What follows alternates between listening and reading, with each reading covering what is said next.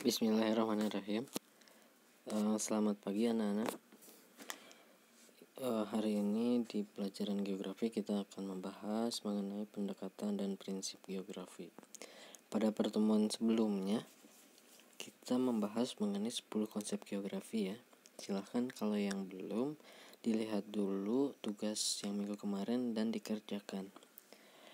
Oke, kita langsung saja ke materi hari ini, yaitu pendekatan dan prinsip geografi. Silahkan untuk menyiapkan buku tulis geografi dan pulpennya, sehingga nanti apapun yang ada di dalam slide ini silahkan untuk dicatat ya. Oke, pendekatan dan prinsip geografi, kita mulai ya. Oke, apa sih itu prinsip geografi? Prinsip geografi. Jadi, prinsip dalam ilmu geografi merupakan dasar dalam menguraikan, mengkaji, menganalisis, serta mengungkapkan gejala, variabel, faktor, dan masalah geografi.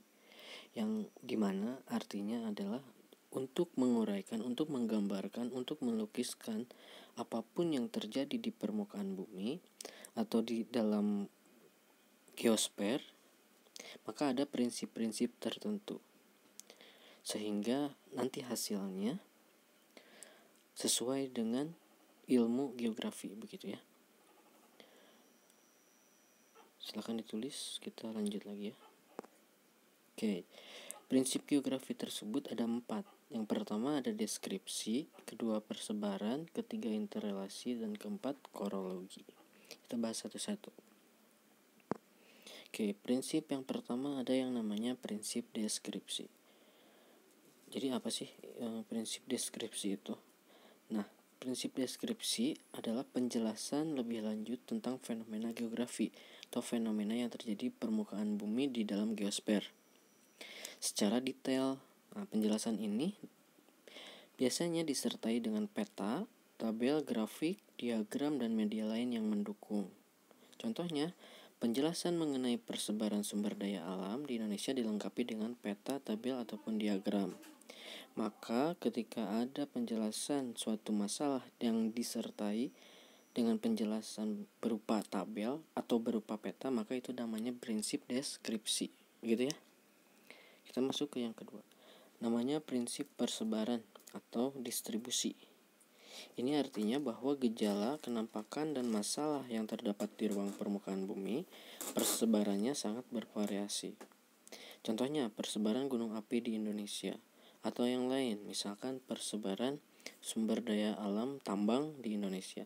Ketika ada persebaran tersebut, maka itu namanya prinsip persebaran. Misalkan kalau dalam kondisi saat ini ada persebaran pasien COVID-19, nah itu namanya prinsip persebaran, begitu ya. Kita lanjut. Yang ketiga namanya prinsip interrelasi atau keterkaitan, yang dimana artinya bahwa antara komponen atau aspek-aspek lingkungan geografi senantiasa ada hubungan timbal balik begitu, atau saling keterkaitan satu sama lain. Contohnya, tanah longsor terjadi karena adanya penggundulan hutan oleh pihak yang tidak bertanggung jawab. Jadi tanah longsor tidak ujug-ujug ada begitu, tetapi karena ada suatu hal atau timbal balik, yaitu adanya penggundulan hutan. Atau sebaliknya, ketika ada penggundulan hutan maka dikhawatirkan akan terjadi tanah longsor. Itu namanya interrelasi atau adanya keterkaitan. Oke, yang terakhir namanya prinsip korologi. Prinsip korologi dapat diartikan sebagai analisis suatu fenomena geosfer. Oke, masih ingat fenomena geosfer ada apa aja? Di sana ada litosfer, ada hidrosfer, dan sebagainya. Menggunakan gabungan dari prinsip deskripsi, persebaran, dan interrelasi. Jadi gabungan antara 3 prinsip yang tadi pertama itu ya. Jadi ada penggambaran melalui petanya atau melalui tabel, tapi juga ada persebarannya dan ada keterkaitannya juga. Contohnya misalkan tanaman teh yang tersebar di daerah Ciwidey, nah ini ada persebaran begitu. Dapat tumbuh subur karena semua aspeknya mendukung hal tersebut, mulai dari tanah, suhu, dan lain-lain. Ini ada prinsip interrelasi juga. Nah, ketika ada prinsip interrelasi dan deskripsi, itu bisa dikatakan menjadi prinsip korologi begitu. Paham ya anak-anaknya? Kalau misalkan ada pertanyaan boleh ditulis di Google Classroom-nya, nanti insya Allah saya jawab. Oke, kemudian ada pendekatan ada beberapa pendekatan.